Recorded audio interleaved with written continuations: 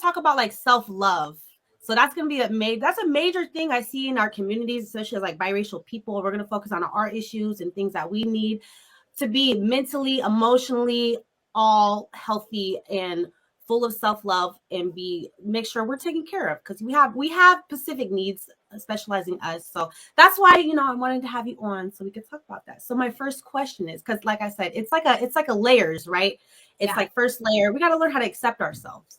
So I was wondering, so finding self-acceptance as like a biracial person, which can be so confusing because it's like, we deal with like identity issues a lot, like who are we and where do we fit in and all these types of issues and stuff. So is there anything along, because you're a biracial woman, Yes. so that's why you have experience with this, I'm sure. So is there anything you would have, any tips or anything about like finding like self-acceptance like a biracial person, and what would be like a good route to go on to like have that secure, like, this is who I am, I know who I am, I love who I am, so we can just have that secure like foundation of like self-acceptance? Oh boy, self-acceptance is such a loaded Yeah. topic, especially when it comes to biracial or mixed individuals. Right. Mm-hmm.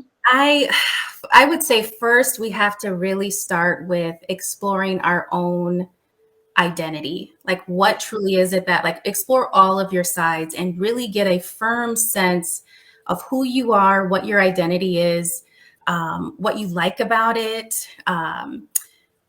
your values, your beliefs, your morals. Like, once we get that firmly set and established, then we can kind of start exploring all the other things. But that's the first part.